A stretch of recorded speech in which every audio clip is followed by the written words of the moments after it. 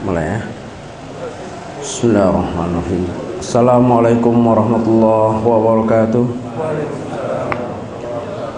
Innal hamdalillah nahmaduhu wa nasta'inu wa nastaghfiruh wa na'udzu billahi min shururi anfusina wa min sayyiati a'malina. May yahdihillahu fala mudilla lahu wa may yudlil fala hadiya lahu.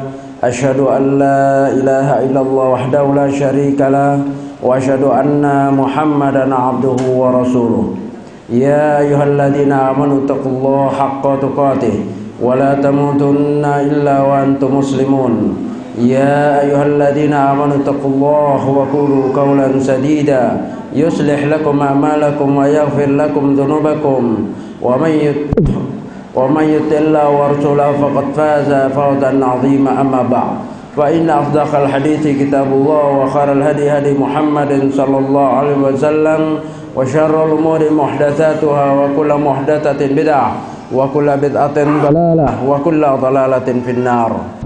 Ibadallah azani Allah wa iyyakum uhibbukum fillah. Insyaallah kita siang ini kajian tematik yaitu kaifa nuhaqqiqu syahadata anna Muhammadar Rasulullah. Bagaimana kita merealisasikan syahadat Muhammad Rasulullah. Kita telah mengkaji tentang la ilaha illallah atau syahadat la ilaha illallah, maknanya, rukunnya, syurutnya atau syarat-syaratnya dan nawaqidunya atau yang membatalkannya. Maka tidak kalah pentingnya yaitu syahadat yang kedua, yaitu bagaimana kita mengaplikasikan dari syahadat yang kita telah ucapkan. Kita yang hadir di sini dan siapa saja orang Islam tentu tidak asing dengan syahadat setelah la ilaha illallah wa anna Muhammadar Rasulullah. Yaitu syahadat anna Muhammad Rasulullah tastalzimu umuran minha. Orang yang telah bersyahadat dengan syahadat Muhammadar Rasulullah akan terbebani atau melazimkan, wajibkan pada dirinya beberapa perkara. Yang pertama, tasdiquhu sallallahu alaihi wasallam fima akhbar bihaitsu la yakunu indal insan taraddud fima akhbara bihi sallallahu alaihi wasallam. La yakunu indal insan taraddud fima akhbara bihi sallallahu alaihi wasallam. Yang pertama adalah tasdiquhu, membenarkannya, ya, berita yang telah dibawa oleh Rasulullah SAW. Maka tidak pantas seorang yang telah mengucap syahadat Muhammad Rasulullah ada keraguan di dalamnya terhadap berita yang telah dibawa oleh Rasulullah SAW. Bal yakunu fi qalbi asyaddu mimma nataqa. Bahkan seharusnya hatinya itu lebih mantap lagi dari apa yang dia ucapkan. Jadi kalau ucapannya itu wa anna Muhammadar Rasulullah, hatinya lebih mantap lagi dari sekedar ucapan. Karena ucapan bisa fasih, bisa tidak. Terutama orang yang mungkin ya dari suatu bahasa yang susah untuk mengucapkan, bahasa Arab ya, seperti bangsa-bangsa tertentu, silahkan mungkin lisannya kurang fasih atau mungkin memang kaku karena kurang dalam menyebutkan bahasa Arab, tetapi hatinya harus lebih fasih lagi. Ya, hatinya itu asyaddu mimma naqa bima qal. Hatinya harus lebih mantap dari apa yang dia ucapkannya, bahwa sesungguhnya Nabi Muhammad adalah Rasul Allah. Itu hatinya harus lebih mantap dari ucapannya. Karena ucapan berbeda-beda. Orang Arab tentulah fasih. Ya, orang Indonesia alhamdulillah karena banyak mengambil dari bahasa Arab. Tapi kalau sebagian seperti orang Cina, Jepang ketika dia masuk Islam, seandainya dia kurang fasih mengucapkan asyhadu anna Muhammadar Rasulullah, namun hatinya harus lebih mantap dari apa yang dia ucapkan. Inilah tuntutan yang pertama. Maka fal insanu la yasukku fima yantiqu bih.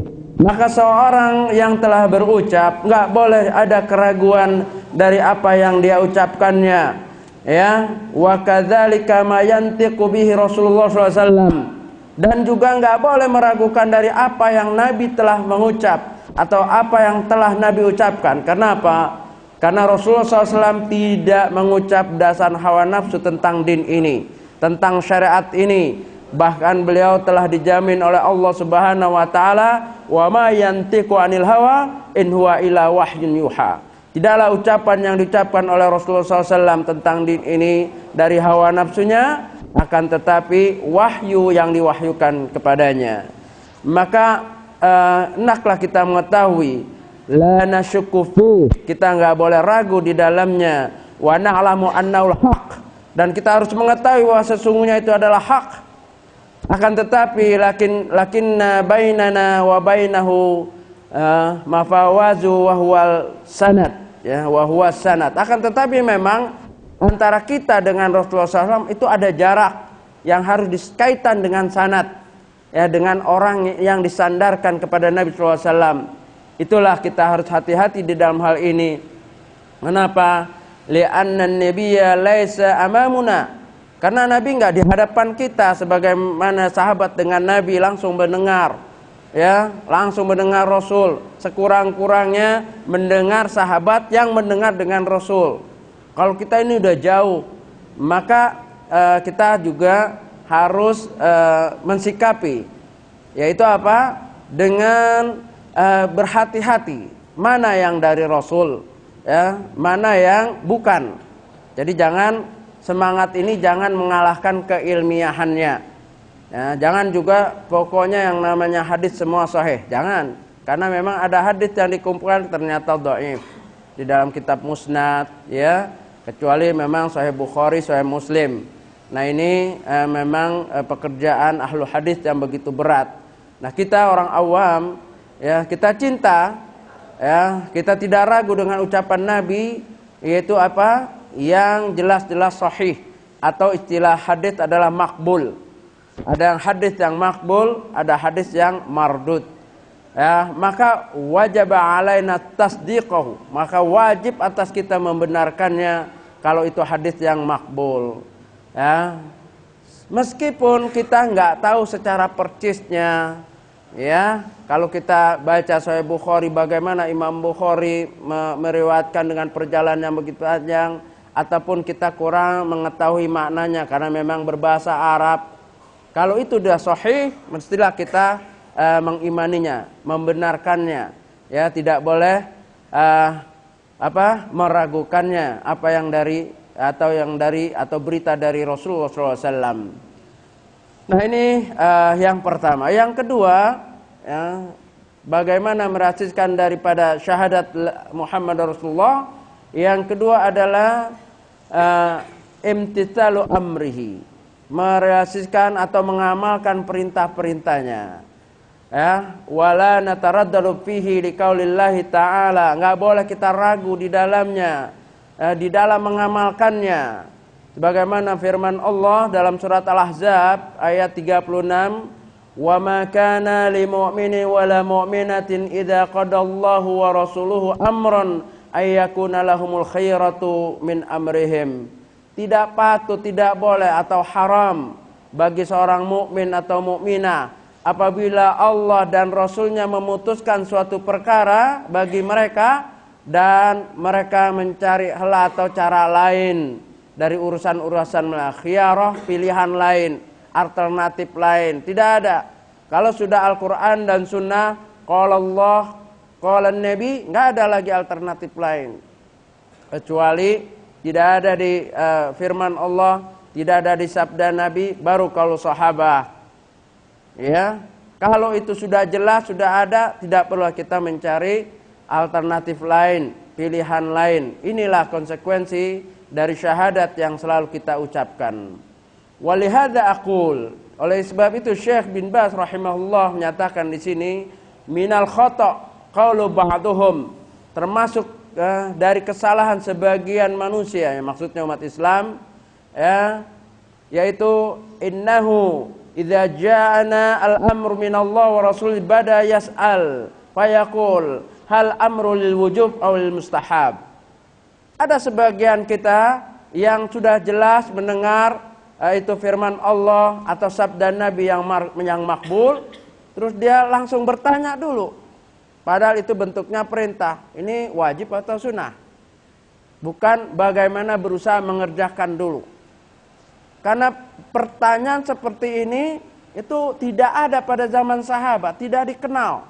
Ketika ayat turun, tidak ada satupun sahabat menyatakan, ya Rasulullah, itu wajib apa mustahab. Ketika Rasulullah memerintahkan, sahabat berdebat, ya Rasulullah, itu lil wujub alal istihab. Enggak ada. Dia amalkan saja. Kalau perintah itu mengamalkan. Ya, kalau wajib jelas pahalanya besar, ya. Kalau itu mustahab juga pahala dapat, cuma tidak sebesar kewajiban dan tidak seberat resikonya kalau meninggalkan. Hal ini boleh, kata Syekh bin Baz rahimahullah, kita bertanya itu wajib atau mustahab apabila kita menselisih perkara itu, yaitu meninggalkannya. Ketika kita meninggalkan suatu perintah, ya, barulah kita bertanya kepada seorang yang kita anggap memahami hal itu. Ya, seorang yang dia anggap paham tentang hal itu. Ya Syekh, ya Ustadz, ya akhi, ini wajib apa enggak? Kok saya selalu meninggalkan? Oh, hati-hati, itu wajib. Nah, kalau menselisihnya, hendaklah seorang itu bertanya wajib atau tidaknya. Kenapa? Karena kalau itu kewajiban yang dia tinggalkan, ini berat. Ya, kalau itu mustahab agak ringan, agak tentramlah dia dan berusaha untuk mengerjakan perkara-perkara yang sunnah. Tapi kalau itu perintah, ya, ataupun biasa dia lakukan, atau dia mendengar itu suatu perintah, kerjakan dulu. Kalau dari Al-Quran dan sunnah, tidak perlu diperselisihkan atau dipersoalkan wajib atau sunnahnya. Ya, amalkan. Inilah hakikat daripada atau realisasi dari syahadat Muhammad Rasulullah yang kedua, yaitu apa? Imtithal amrihi, yaitu melaksanakan perintah-perintahnya. Yang selanjutnya adalah bahwa tidak kalah pentingnya dari perkara-perkara bentuk pembuktian agar kita di hadapan Allah tidak akan atau tidak menjadi beban dalam pertanyaan. Yang selanjutnya adalah an la yuqaddima qalu ahadin minal bashar ala qaulin Nabi sallallahu alaihi wasallam. Hendaklah seorang tidak mendahulukan ucapan orang lain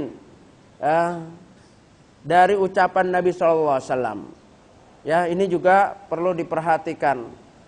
Ya, harus kita dahulukan setelah firman Allah, kemudian sabda Nabi sallallahu alaihi wasallam. Maka kalau kita sudah dengar itu hadis Nabi, gak usah kita bertanya bagaimana menurut sahabat ini, bagaimana menurut fikih ini, bagaimana menurut imam ini. Tidak perlu, tidak boleh. Ya, di sini katakan la yajuzu an yuqaddima qaul fulan al-imam min a'immatil muslimin ala qauli Rasulillah sallallahu alaihi wasallam.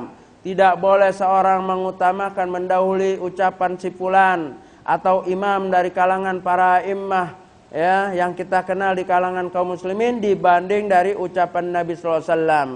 Li'annaka anta wal imam yalzimukuma itba'ir rasul. Karena kamu dan imam-imam itu wajib mengikuti Rasul. Bagaimana kita mengambil akwal atau ucapan imam, sedangkan imam sendiri wajib mengikuti ucapan Rasul. Nah, ini juga yang kadang terjadi di kalangan yaitu di kalangan orang yang mengaku bermadzhab. Ya, kadang-kadang disampaikan hadis sahih Bukhari, oh enggak, mazhab kami enggak seperti itu. Padahal hadisnya sahih. Ya, sahih Bukhari begini. Oh enggak, mazhab kami enggak begitu. Ya, padahal kalau dia tahu, ya, setiap imam sebelum wafat telah berpesan, sebelum matinya telah berpesan, idza sahhal hadis fa huwa madhhabi. Kalau ada hadis sahih itulah madhabku, tinggalkan pendapatku. Ini yang sehat. Ini syahadat yang sehat, yaitu mendahulukan ucapan Nabi dibanding ucapan-ucapan yang lainnya, walaupun itu imam, hatta itu sahabat, meskipun itu sahabat, baik dari kalangan sahabat Abu Bakar, Umar, apalagi yang lainnya. Ya. Nah, ini berdasarkan suatu riwayat yang sahih.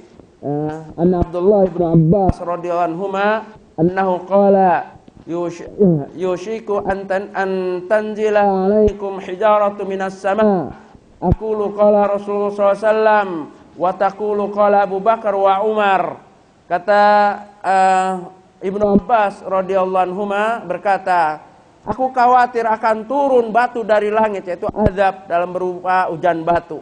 Dikhawatirkan, yaitu apa? Ya, aku ucapkan ini sabda Nabi SAW, kamu membantahnya atau membandingkannya dengan qaulul Umar, qaulul Abu Bakar, qaulul Umar.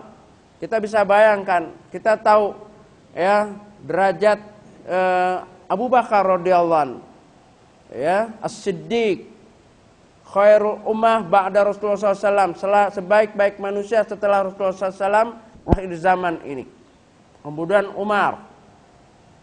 Ucapan Nabi SAW tidak boleh dibantah dengan ucapan Abu Bakar dan Umar. Apalagi ya imam-imam yang kita kenal, apalagi orang-orang sekarang. Itulah ta'zimnya para sahabat dengan qaulun Nabi SAW. Maka ini bentuk yang ketiga yang tidak boleh lepas pada diri seseorang, yaitu tidak boleh mendahului ucapan siapapun, ya, tokoh apapun, ya, sahabat manapun dibanding daripada Rasulullah SAW. Tidak boleh. Begitu dengar qala Rasulullah SAW, jelas hadisnya sahih, sami'na wa ta'na. Adapun dalam pengamalannya itu beda, karena ketika itu perintah mastata'tum, semampu kamu. Tapi menerima dan mengimaninya wajib. Bisa aja dia mengimani ucapan itu, hadis itu dari Nabi SAW, namun dalam mengamalkannya dia masih berat. Bisa. Ya. Hal itu, kalau amal itu mastata'tum, maka hati ini harus lebih asyad, lebih kuat.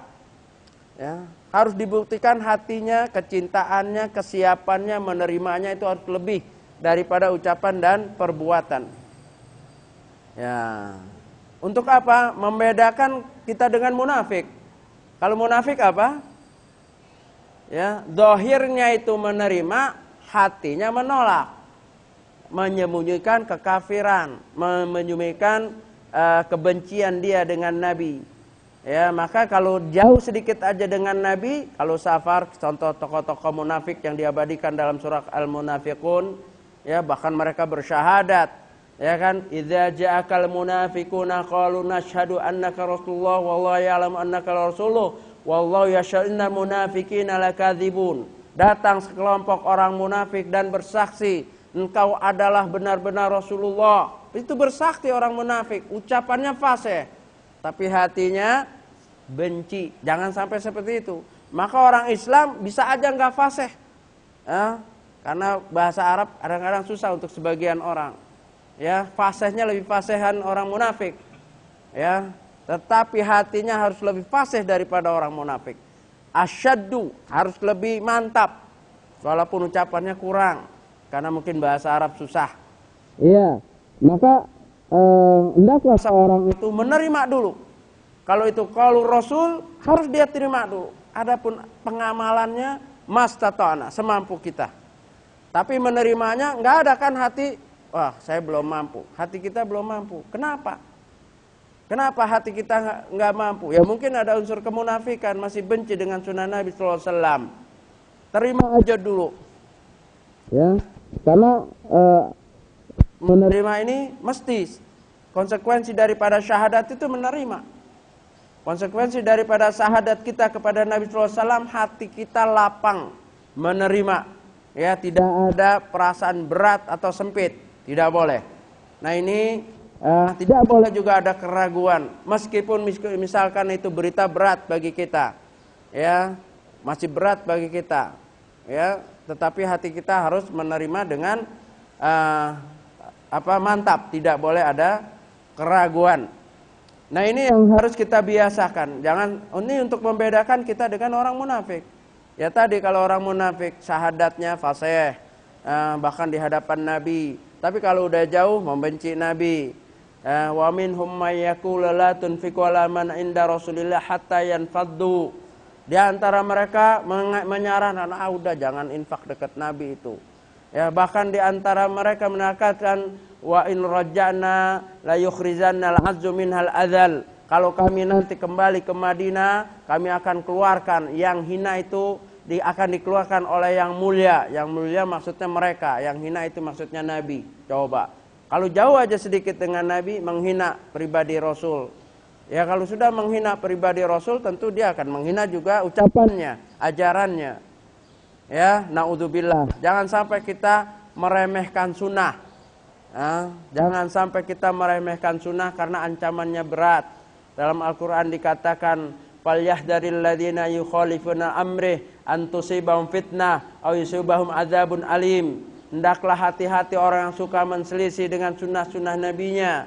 Niscaya akan ditimpakan fitnah. Fitnah kama qala Imam Ahmad asyirik. Dan seterusnya. Al-fitnah kemudian akan ditimpa azab yang sangat pedih, baik di dunia maupun di akhirat. Inilah konsekuensi yang harus kita pegang teguh daripada apa yang telah kita syahadatkan, yaitu Muhammad Rasulullah. Yang selanjutnya, poin keempat apa kelima? Yang selanjutnya yang keempat ya. Allah yabtadi'a fi dinillahi ma lam yati bihi Rasul sallallahu alaihi wasallam sawaun aqidatan aw qawlan aw fi'lan wa ala hadza fajamil mubtadi'ina lam yuhaqqiqu syahadata anna Muhammadar Rasulullah. Yang selanjutnya adalah termasuk konsekuensi dalam merahasiakan atau tahqiq syahadat Muhammad Rasulullah, yaitu seorang tidak boleh atau tidak mengerjakan bid'ah, perkara-perkara yang tidak ada dalam din yang telah dibawa oleh Rasulullah SAW. Ya, suatu perkara di mana yang tidak dibawa atau yang tidak diajarkan, tidak dicontohkan, tidak diperintahkan oleh Rasulullah SAW, baik itu masalah akidah, baik itu ucapan, perbuatan. Maka oleh sebab itu Syekh menyatakan di sini, fahadha fajjami'ul mubtadi'in, maka seorang atau ahlu bidah pada hakikatnya dia belum merealisasikan syahadat Muhammad Rasulullah. Karena bagaimana dia bersyahadat tapi bersaing dan nggak tanggung-tanggung yang disaing itu Rasul. Bahkan di antara mereka ada yang sombong. Rasul itu manusia, saya manusia. Kalau beliau bisa, kenapa saya nggak bisa? Wah, ini nekat. Ya, Rasul menjalankan syariat dari Allah. Nah, dia mengarang dari hawa nafsunya. Dalam masalah zikir, dalam masalah ibadah, dalam apa saja, baik apalagi masalah akidah. Mengarang suatu keyakinan yang tidak diajarkan untuk diyakini, yang telah dibawa oleh Rasulullah SAW, ini bid'ah fil aqidah, ini akan sesat, bahkan bisa mengajak pelakunya atau orang meyakinnya keluar daripada syahadatnya. Bertentangan antara syahadat dengan apa yang telah diyakini, karena dia apa? Memunculkan suatu keyakinan yang tidak diajarkan oleh Rasulullah SAW, atau memunculkan suatu ibadah yang tidak diajarkan oleh Rasulullah SAW. Ini juga harus diperhatikan. Maka hendaklah kita hati-hati di dalam hal ini. Jangan sampai selama hidup kita telah berapa juta atau miliar kali kita mengucap dalam sholat, dalam apa, syahadat Muhammad Rasulullah, tapi jangan sampai ucapan itu baru hanya sampai lisan, ya, ternyata amalan-amalan kita justru merontokkan syahadat itu, ya, atau bertentangan dengan syahadat, atau naudzubillah, jangan sampai kita termasuk orang-orang munafik yang sebagaimana dalam surat munafik yang telah diancam, ucapan mereka fasih, syahadat mereka fasih, tetapi mereka benci dalam hatinya dengan Rasul, benci dengan sunnah-sunnah nabinya sallallahu alaihi wasallam. Ini fal'iyadu billah, ya.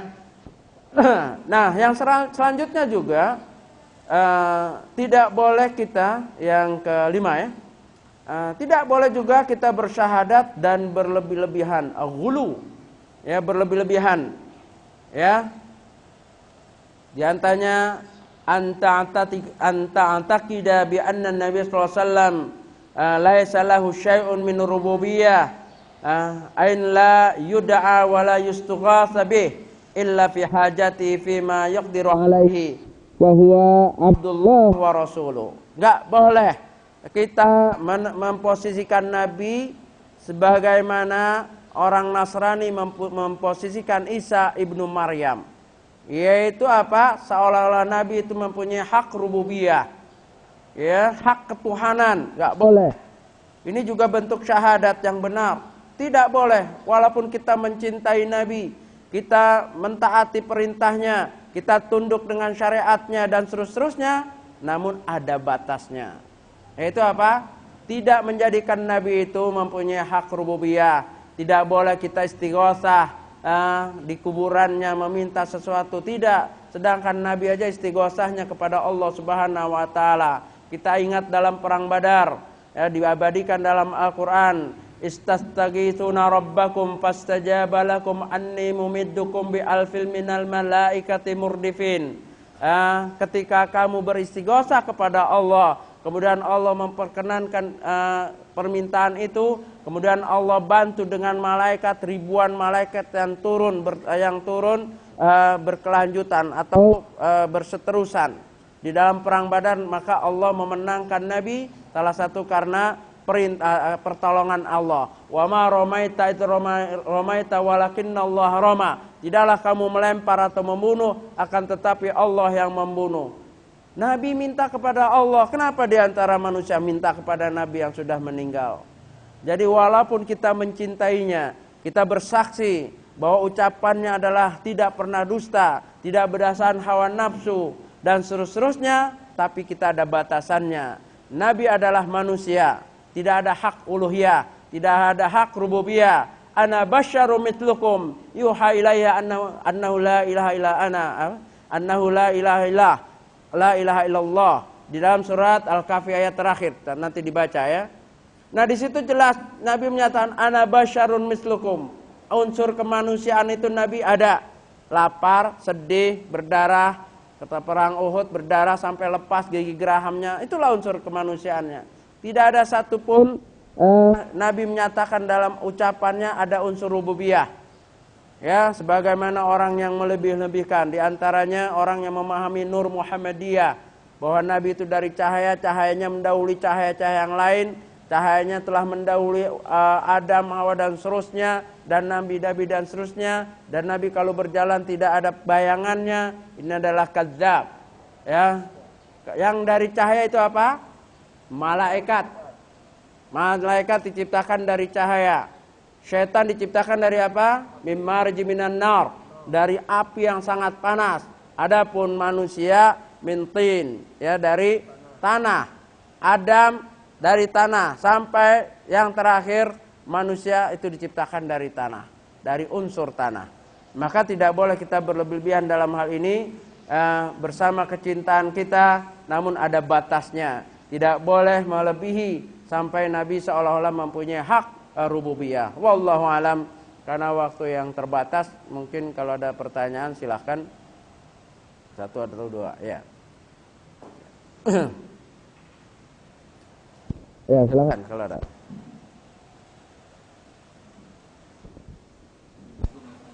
Waalaikumsalam. Fatwa, ya. Ya.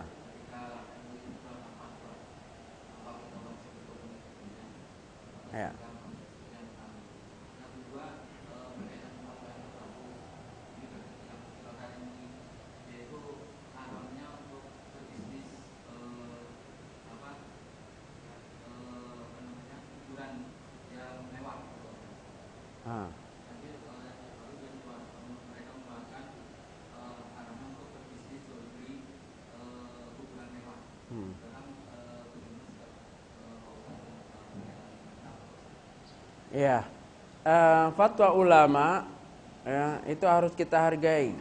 Kenapa? Karena dalam hadis sahih dijelaskan oleh beberapa, idza ijtahadal hakim al qadhi, kalau seorang hakim atau qadhi berijtihad, maka baginya falahu ajron. Idza sawab, kalau benar falahu ajron. Kalau benar dapat 2 pahala. Kalau salah dapat 1 pahala. Karena dia udah susah payah itu kumpul, buka ini, buka, ya udah ulama kan, ya sudah dipercaya lagi, ada otoritasnya lagi, ya maka kita harus hormati. Adapun fatwa itu diperlukan orang yang meminta fatwa. Kalau yang nggak perlu nggak perlu. Kalau kita nggak perlu fatwa ya nggak perlu. Nah, ketika mungkin majelis ulama dapat tuntutan seperti keadaan seperti tadi, maka mereka harus mengeluarkan fatwa, itu benar. Ya, kita harus hormati sebagai orang Islam. Ya, karena al ulama warisatul anbiya, para ulama itu pewaris nabi. Meskipun salah fatwanya, ya, dia akan dapat satu pahala. Kalau benar dapat 2. Nah, tadi yang berkaitan dengan bisnis kuburan, ya, kuburan mewah sampai berapa harganya itu? Miliaran. Dan bentuknya bagaimana? Dibangun, ada kubah, ada apa? Itu mah nggak perlu fatwa sebetulnya. Itu ulama fatwa untuk meringankan kita aja daripada nyari sendiri kan.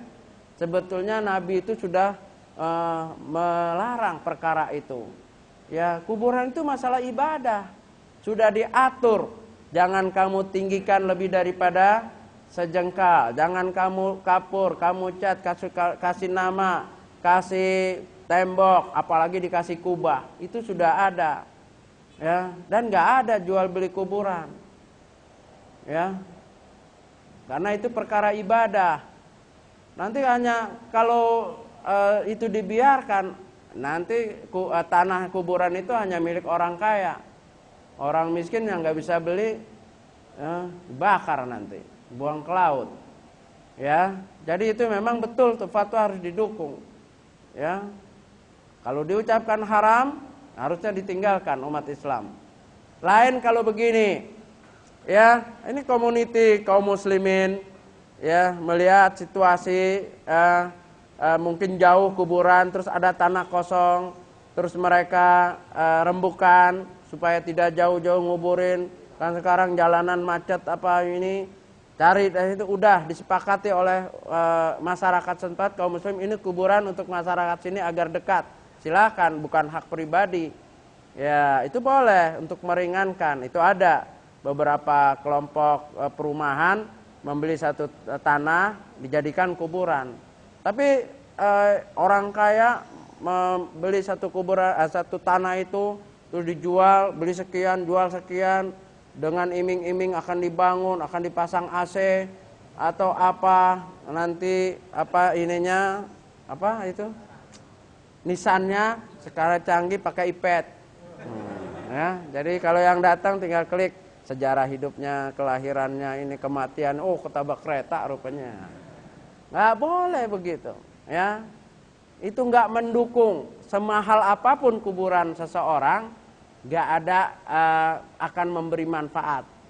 Bahkan sebaliknya, kalau dibangun, dipasang kubah, tuh di situ ada ratapan dan seterusnya, akan memberatkan si mayit.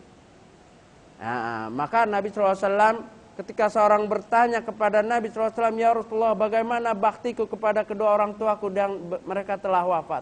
Doakanlah. Ingat, doakanlah, bukan baguskanlah kuburannya, dicat, bukan. Maka hadis yang lain dalam Sahih Muslim dikatakan perkara yang akan terus sampai kepada kita, waladun solehun yadaulah, anak yang soleh yang mendoakannya. Dan Nabi tidak batasi tempatnya. Tidak ada di situ waladun solehun yadaulah inda kubri, enggak. Ya, waladun solehun yadaulah, anak yang soleh yang mendoakannya dalam waktu kerja dia, ketika nyetir dia mendoakan, ketika dia sakit, ketika dia safar, ketika dia pergi haji, ketika sholat, ketika tahajud, ketika puasa, kapan aja. Jangan setahun sekali. Ya, doa orang tua kok setahun sekali, padahal dikasih makan sehari 3 kali. Ya, doanya setahun sekali dulu. Ya, ngebalasin setahun sekali. Waktu apa biasanya? Lebaran. Itu juga nggak betul. Padahal kita dulu dikasih makan sama mereka, dididik setiap saat, didikannya setiap saat, kasih makannya 3 kali. Begitu dibantu terus panjang kita hidup. Masa balasannya setahun sekali baru doa? Padahal Nabi perintahkan seterusnya, sesempat kita. Ya, jadi fatwa itu penting dari para ulama, dan apabila sudah difatwakan selama tidak bertentangan dengan syariat atau dengan Al-Quran dan Sunnah, ya tentunya mudah-mudahan tidak akan, karena itu ulama sudah maksimal. Andainya bertentangan, tetap mereka dapat pahala 1. Kita nggak boleh ikuti fatwa yang salah. Nah, itu bedanya gitu. Ketika benar, wajib kita ikuti. Ketika salah, boleh nggak mengikuti, tapi jangan mencela. Karena mereka dapat pahala 1. Sudah menguasai ilmu, tapi masih ada kesalahan. Itulah nggak maksum. Ya, itulah Ahlus Sunnah wal Jamaah tidak meyakini bahwa imam-imam atau para ulama itu maksum. Tidak. Ya, wallahu alam. Kelas ya, cukup ya. Subhanallah wa bihamdika asyhadu an la ilaha illa anta. Assalamualaikum warahmatullahi wabarakatuh.